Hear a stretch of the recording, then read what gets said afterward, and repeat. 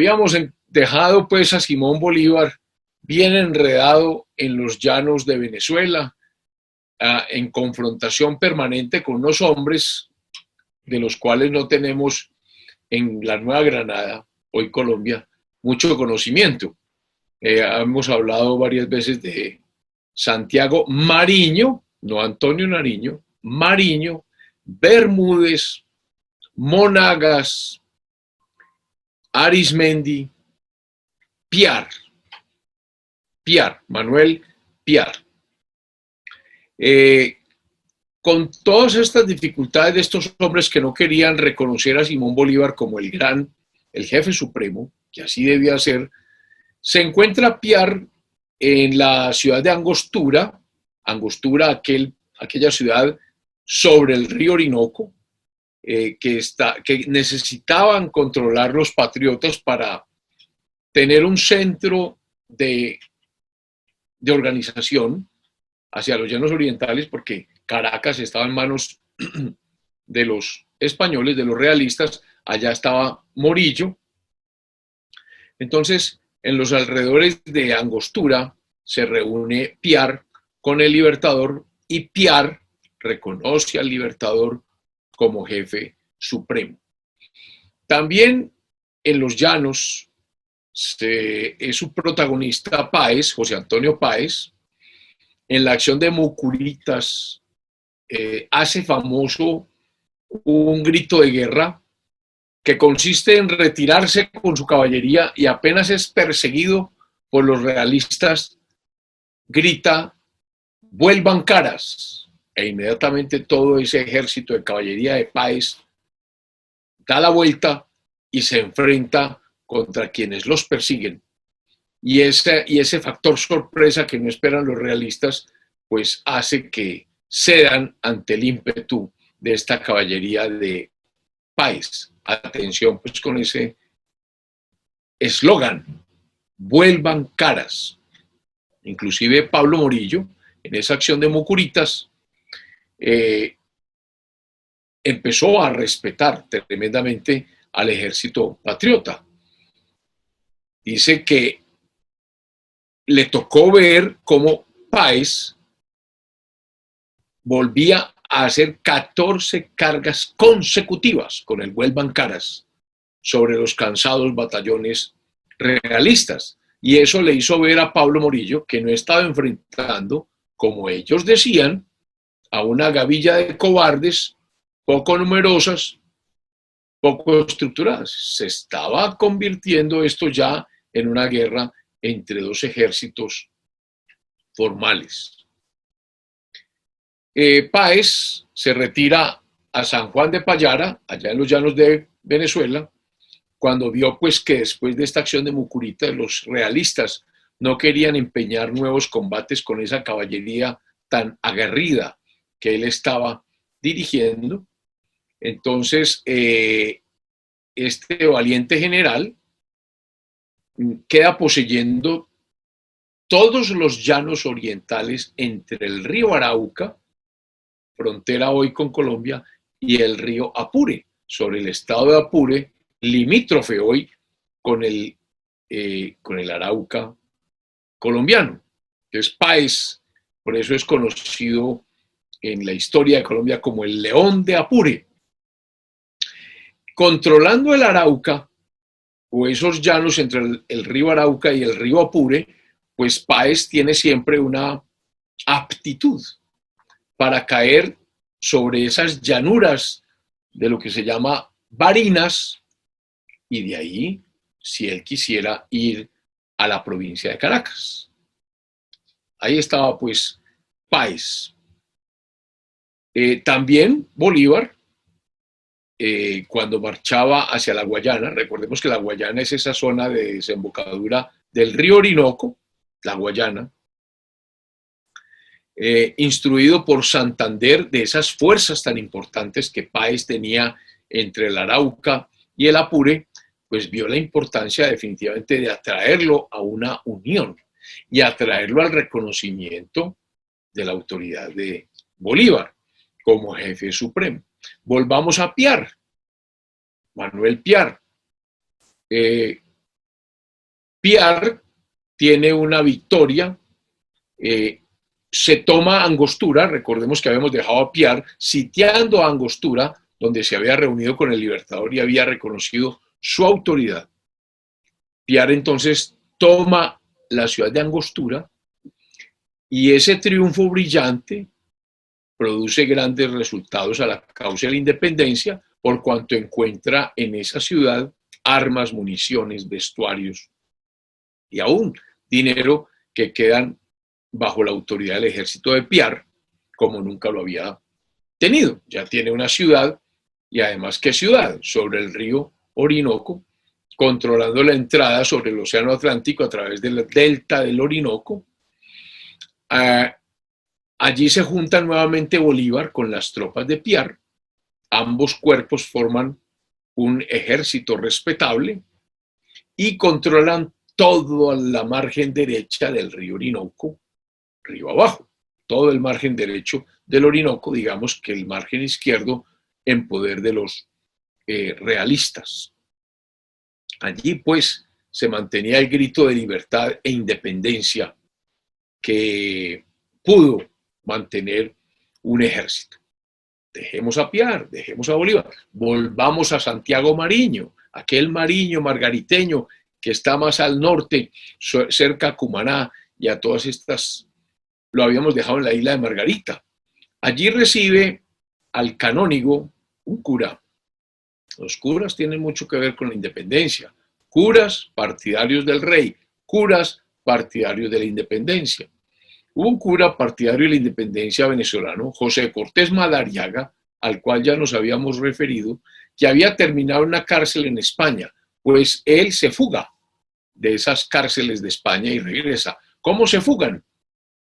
Hemos mencionado que existe, está en boga, en todo su furor en el siglo XVIII, comienzos del XIX, que es donde estamos, las famosas masonerías, esos grupos secretos de hermanos que se resguardan y por eso son secretos para defenderse de quienes defienden la autoridad del rey, es decir, de la autoridad del Papa, porque Iglesia y nobleza siempre han estado cercanos. Entonces, Cortés Madariaga regresa, se traslada a un pueblo allá en ese norte oriental de Venezuela que se llama Cariaco y se reúne con Mariño.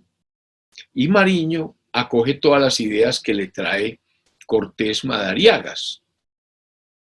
Cortés Madariaga que no tenía practicidad, pragmatismo, no sabía nada de lo que estaba ocurriendo acá, porque estaba por allá metido en una cárcel donde pasó un buen tiempo. Cortés Madariaga persuadió a Nariño que, estando ausente el jefe supremo, Bolívar, él, Mariño, debía formar un gobierno provisional. Y empieza pues a conversar Mariño con Madariaga. Le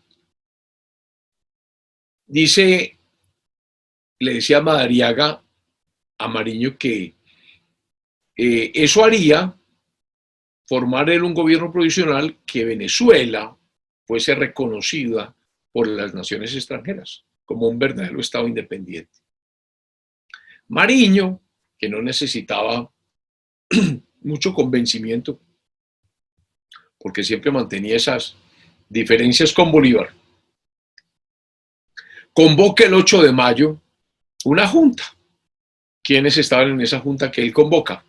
Luis Brión, el famoso almirante, que le sirvió mucho a Bolívar para venir desde Haití con esa expedición organizada por el presidente Petión, convoca al intendente general de Hacienda, como una especie de ministro de Hacienda de Recursos, Francisco Antonio Sea, que ya dijimos que era de Medellín. Sea es nuestro hombre allá en estas épocas. Y Mariño declara a nombre de él y en nombre de Bolívar, pero sin estar Bolívar, sin consultar con Bolívar, instalado el Congreso de Venezuela, compuesto de aquellos pocos individuos, sin consultar con Bolívar, sin hablar con Bolívar, todo por las insinuaciones de Cortés Madariaga. Enseguida resigna su autoridad en ese congreso que él creó, se retira agudamente para que este congreso obrara con plena autoridad. Preside ese congreso el ciudadano Francisco Javier Maíz, y esa junta se declara investida del carácter y representación de los Estados Unidos de Venezuela y reinstala un gobierno federativo, contrariando abiertamente la opinión política de Bolívar, que decía que la federación, por su experiencia ya revisada con lo que ocurrió con las Provincias Unidas de la Nueva Granada, le había formado en su opinión que una federación no era lo adecuado para una guerra como estas. Entonces se reinstala un gobierno federativo y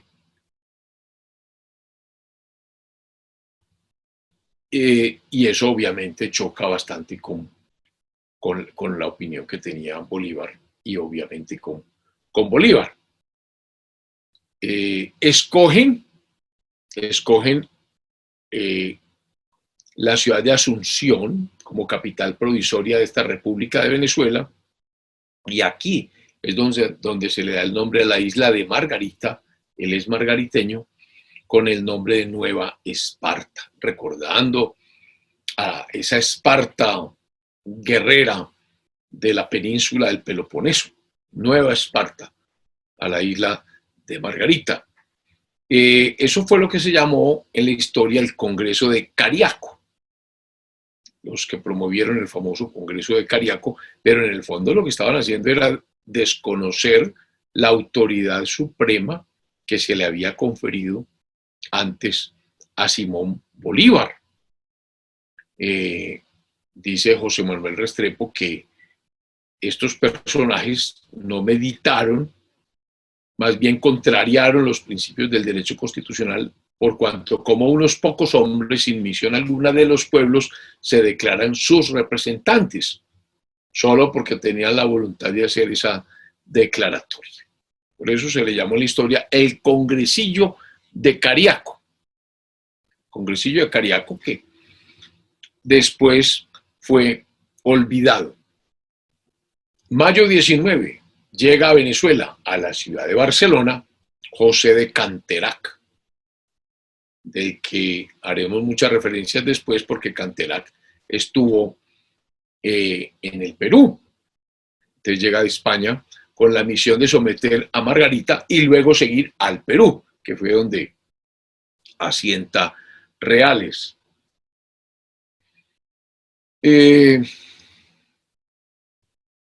Llega Morillo cerca a todos estos escenarios nororientales.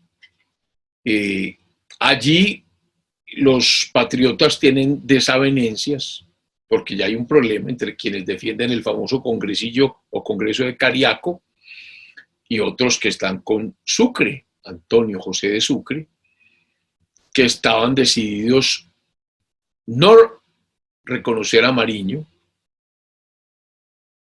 Ese Congreso de Cariaco le había dado a Mariño el título de generalísimo. Entonces Sucre y los cercanos a él habían decidido marchar a la Guayana, allá cerca al Atlántico, en la desembocadura del Orinoco, a unirse con Bolívar. También se une a Sucre Urdaneta y otros 30 oficiales. Mariño trata de frenarlos, de convencerlos de que no lo dejen, de que no se unan a Bolívar, pero fue en vano.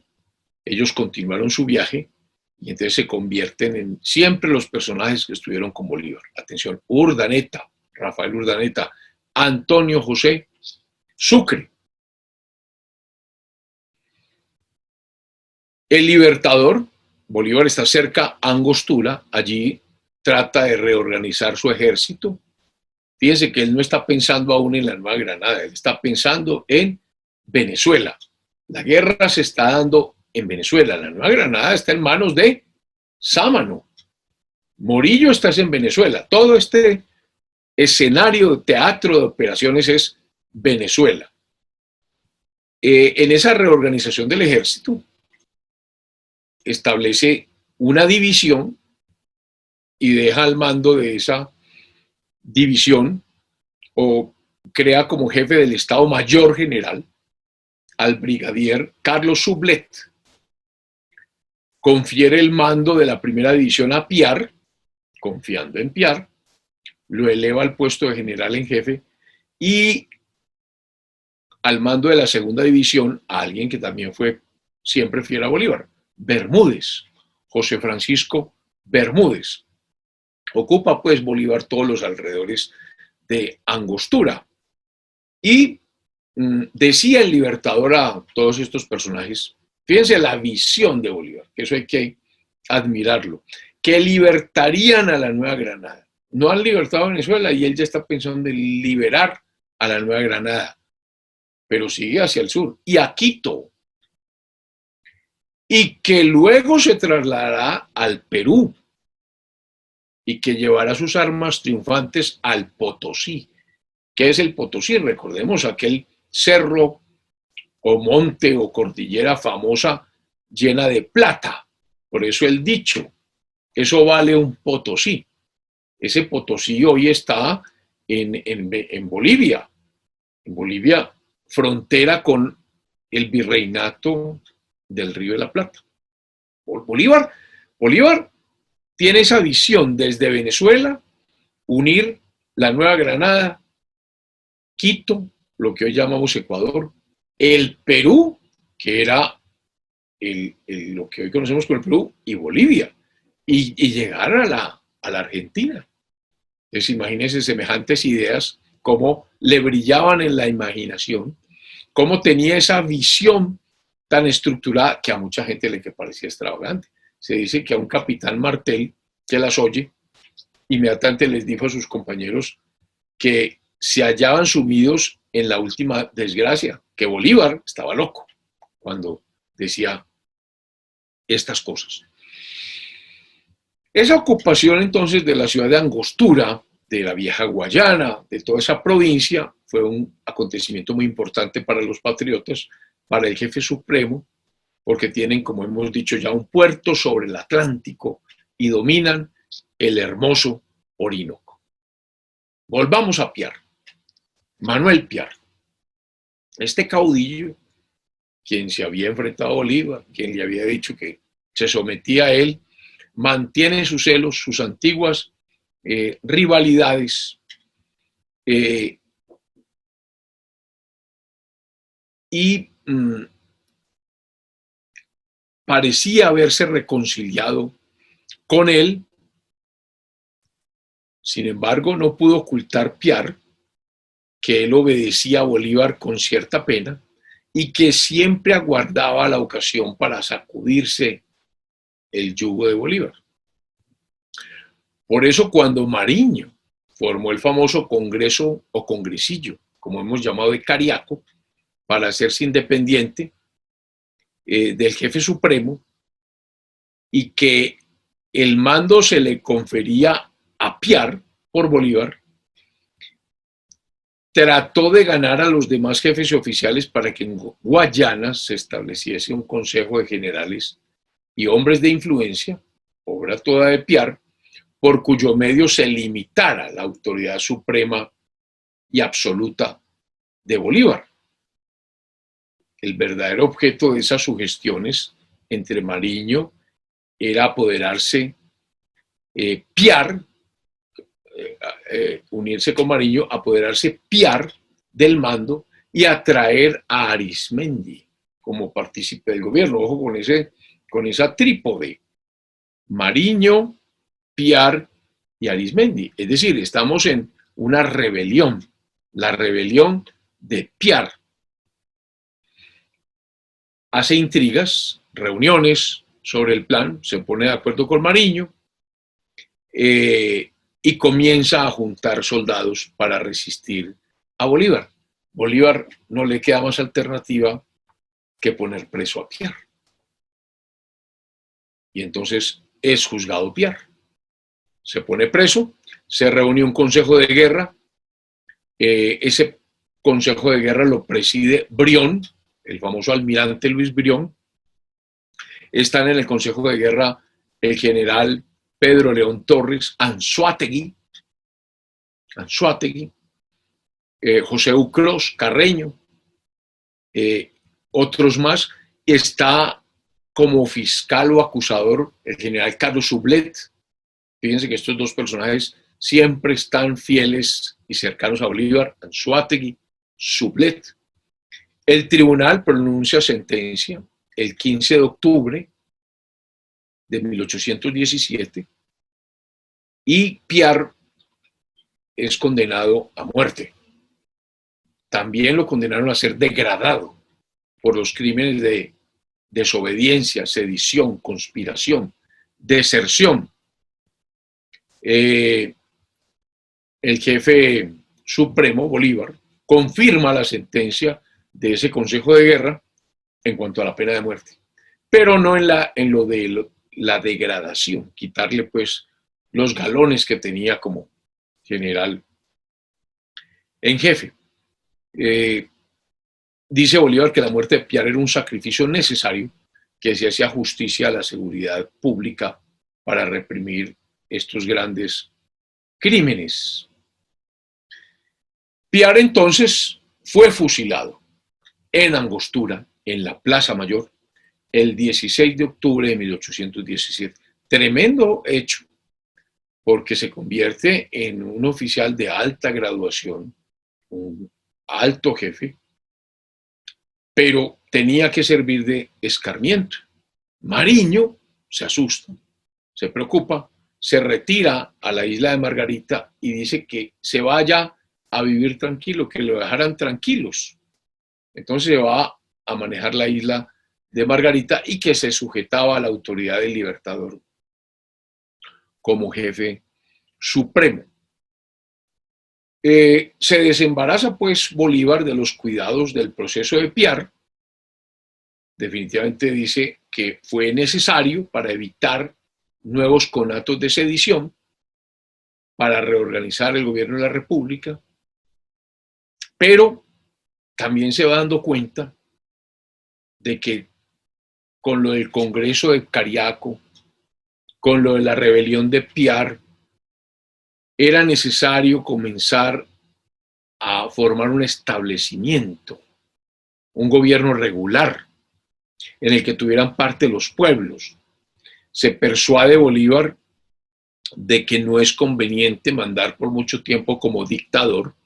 Recordemos que la dictadura es una magistratura creada por la República Romana, necesaria por corto tiempo para defenderse de ataques. Recordemos que en Roma hay unas magistraturas ordinarias, el cuestor, el edil, el pretor, el cónsul, el censor, y extraordinaria tenía la dictadura, como Camilo, como Cincinato, que fueron necesarios para esas defensas que se requerían. Entonces, Bolívar piensa que el concepto de la dictadura excitaba las censuras de los republicanos pensadores, caso Cortés Madariaga, y porque un gobierno de dictadura en pleno siglo XIX parece que no era conforme con el espíritu del siglo. Recordemos que ya había pasado la época de Napoleón Bonaparte, por lo que determina, a raíz de este fusilamiento de Piar, crear y establecer, miren esta figura tan interesante que nos acompaña hasta nuestros días, realmente la copia de Napoleón, el Consejo de Estado. Crea el Consejo de Estado. Entonces, se instala el Consejo de Estado el 10 de noviembre en esa ciudad de Angostura, que se declaró capital provisoria del Estado. ¿Cuál Estado? La República de Venezuela. La Nueva Granada está ocupada. Recuerda Bolívar que desde el acta solemne de la isla de Margarita, del 6 de mayo de 1816, se había estatuido que la República fuese una e indivisible y que ese acuerdo estaba sancionado por el consentimiento unánime de los pueblos. O sea que, existiendo un poder ejecutivo, también debía establecerse un poder legislativo y un poder judicial. El Consejo de Estado entonces suplía a ese poder ejecutivo, conforme a ese decreto de creación de Bolívar. Que la dictadura había sido necesaria para defender la patria de los realistas, y que era hora pues de empezar a institucionalizar algo que aminorara los efectos de la dictadura.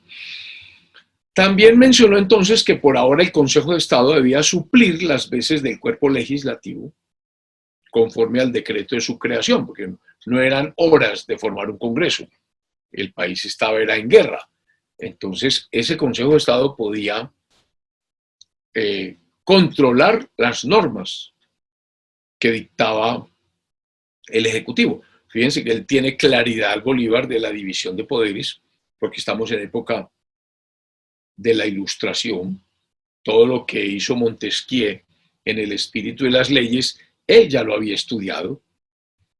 Entonces, expresa que al Consejo de Estado tocaba la iniciativa de la ley y de los reglamentos. Recordemos que una cosa es la ley y otra cosa es el reglamento, que es la ejecución de la ley. Que por lo tanto el Poder Ejecutivo debía consultar con el Consejo de Estado antes de poner en ejecución las leyes y los reglamentos que decretara. Divide el Consejo de Estado en 3 secciones, una de Hacienda, y deja liderada esa sala de Hacienda por el intendente general, nuestro Francisco Antonio Sea. En esa sección de Hacienda también menciono que está Vicente Lecuna. ¿Por qué menciono a Vicente Lecuna? Porque fue un gran historiador venezolano.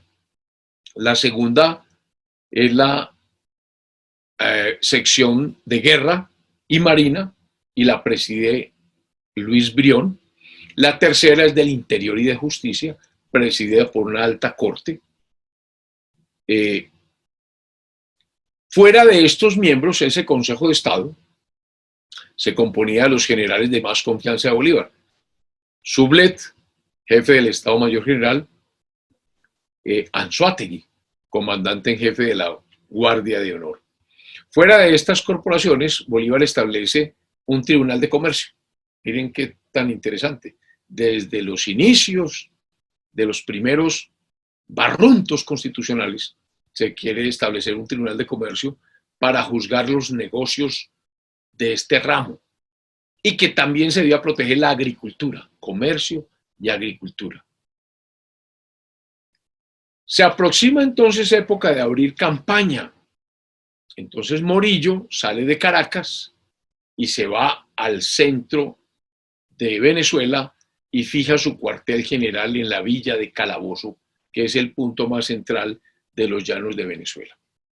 Vamos a dejar acá, porque viene otro momento importante. Ya dejemos a los patriotas con una sede, con una capital, Angostura, con unos primeros barruntos de institucionalidad, con un Consejo de Estado, con unos cimientos inspirados por la Ilustración, pero la guerra continúa.